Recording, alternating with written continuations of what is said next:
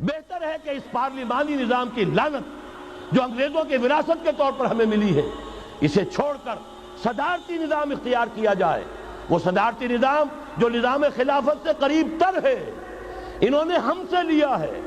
اقبال نے کہا ہے، ہر کجا بینی جہان رنگ و بو، زاں کے از خاکش برو یا دارزو، یا نور مصطفیٰ اورا بہاش، یا ہنوز اندر تلاش مصطفیٰ۔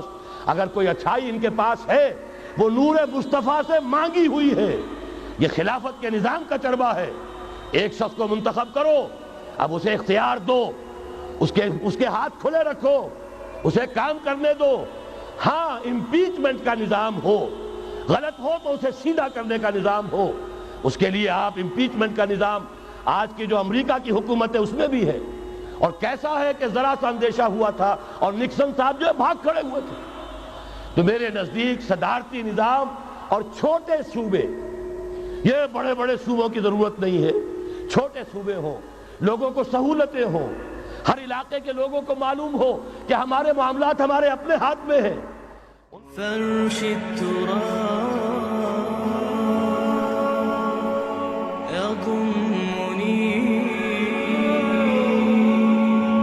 وهو غطاء۔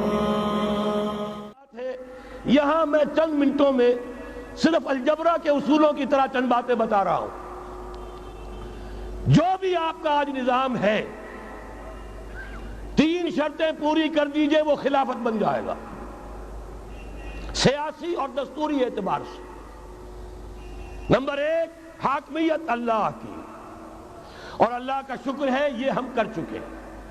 اللہ جزائے خیر دے جنہوں نے محنت کی تھی، اللہ جزائے خیر دے جنہوں نے وہ تحریک اٹھائی تھی مطالبہ دستور اسلامی، اور پھر جنہوں نے مدد کی تھی، اللہ تعالیٰ انہیں جزائے خیر دے۔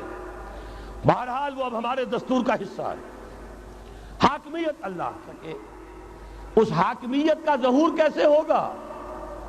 آپ کے دستور میں یہ طے کر دیا جائے، کتاب و سنت ہر شے سے بالا تر ہے، دستور سے بھی بالا، عدالتی قوانین سے بالا، پارلیمنٹ سے بالا، سینٹ سے بالا، صدر سے بالا، سپریم کورٹ سے بالا، ہائی کورٹ سے بالا، ہر شے سے بالا کتاب و سنت۔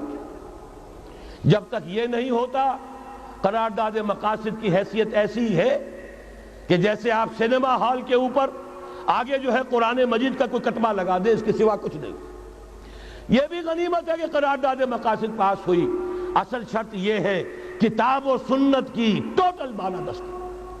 اور یہ بڑی کڑوی گولی ہے، عوامی تحریک جب تک نہیں چلے گی یہ کڑوی گولی حلق سے اترنے والی نہیں۔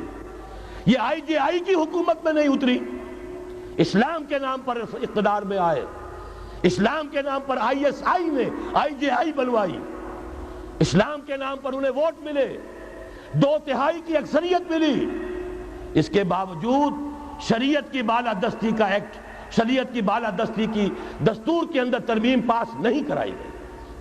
معلوم ہوا اوپر زبردست کا ٹھینگا ہے، امریکہ کے سب پرستار ہیں، سب ڈرتے ہیں، سب کے لیے سب کو نظر آتا ہے بالآخر جو ہے اسی کے پاس جانا ہوگا۔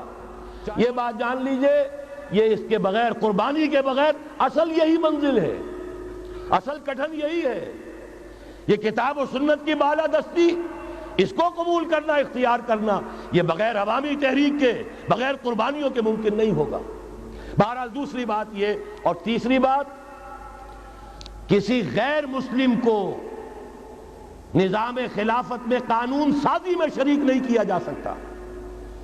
جس قانون کی بنیاد کتاب و سنت، جو نہ کتاب کو مانے نہ سنت کو مانے، اس کا اس ملک کی قانون ساز اسمبلی میں جانے کا مطلب کیا ہے؟ ان کی علیحدہ اسمبلیاں ہوں، ان کے جو حقوق ہیں مائنورٹیز کی حیثیت سے ان کی گارنٹی دی جائے، ان کی جان، مال، عزت، آبرو کا پورا تحفظ، ان کی پوری مذہبی آزادی، ان کی عبادت گاہوں کی پوری ضمانت، ان کی حفاظت کی، ان کا پرسنل لا ہو، سب کچھ ہوگا۔ قانون سازی میں غیر مسلم شریک نہیں ہو سکتا، نظام خلافت کی اعلیٰ ترین سطح کی پالیسی بنانے میں غیر مسلم شریک نہیں ہو سکتا۔ یہ معاملات ہمیں، یہ کڑوی گولیاں ہیں، لیکن صرف 3 گولیاں ہضم کر لیجئے، یہ نظام خلافت کا نظام بن جائے گا۔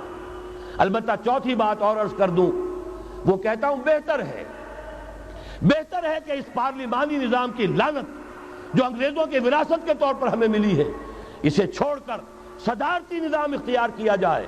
وہ صدارتی نظام جو نظام خلافت سے قریب تر ہے، انہوں نے ہم سے لیا ہے۔ اقبال نے کہا ہے، ہر کجا بینی جہان رنگ و بو، زاں کے از خاکش برو یا دارزو، یا نور مصطفیٰ اورا بہاش، یا ہنوز اندر تلاش مصطفیٰ۔ اگر کوئی اچھائی ان کے پاس ہے وہ نور مصطفیٰ سے مانگی ہوئی ہے۔ یہ خلافت کے نظام کا چربہ ہے۔ ایک شخص کو منتخب کرو، اب اسے اختیار دو، اس کے ہاتھ کھلے رکھو، اسے کام کرنے دو۔ ہاں، امپیچمنٹ کا نظام ہو، غلط ہو تو اسے سیدھا کرنے کا نظام ہو۔ اس کے لیے آپ امپیچمنٹ کا نظام آج کی جو امریکہ کی حکومت ہے اس میں بھی ہے، اور کیسا ہے کہ ذرا سا اندیشہ ہوا تھا اور نکسن صاحب جو بھاگ کھڑے ہوئے تھے۔ تو میرے نزدیک صدارتی نظام اور چھوٹے صوبے، یہ بڑے بڑے صوبوں کی ضرورت نہیں ہے، چھوٹے صوبے ہوں، لوگوں کو سہولتیں ہوں، ہر علاقے کے لوگوں کو معلوم ہو کہ ہمارے معاملات ہمارے اپنے ہاتھ میں ہیں، ان کے اندر کوئی احساس جو ہے محرومی کا پیدا نہ ہونے پائے۔ اس لیے کہ وہی چیز ہے جو سیاہی گھول دیتی ہے۔ کون سیاہی گھول رہا ہے وقت کے بہتے دریا میں؟ یہ ساری سیاہیاں جو سندھ میں گھل رہی ہیں، بلوچستان میں گھل رہی ہیں، سرائکی کے علاقے میں گھل رہی ہیں، ان سب کا علاج ہے چھوٹے صوبے بناؤ۔ لیکن یہ چیزیں خلافت کی شرائط میں سے نہیں ہیں۔ بہتر بات ہے، دنیاوی اعتبار سے بہتر بات ہے، انتظامی اعتبار سے بہتر بات ہے۔ باقی اصل شرائط تین: اللہ کی حاکمیت کا اقرار جو قرارداد مقاصد میں بالفعل ہے، کتاب و سنت کی ٹوٹل بالادستی، سپریم کورٹ کو اختیار دیجئے وہاں جا کر کوئی بھی شہری پاکستان کا کوئی بھی عالم دین اگر ثابت کر دے فلاں قانون، فلاں ہدایت، فلاں انسٹرکشن، فلاں کوئی حکم جو دیا گیا ہے کتاب و سنت کے منافی ہے، فوراً کل عدم ہوگا۔ اور تیسری بات، غیر مسلم پروٹیکٹڈ مائنورٹی ہوں گے، ان کی جان مال عزت آبرو کی حفاظت ہوگی، لیکن یہ کہ وہ برابر کے قانون سازی کے حق میں شریک نہیں ہو سکتے، اس لیے کہ یہاں کتاب و سنت منبع ہے قانون کا جس کو وہ تسلیم نہیں کرتے۔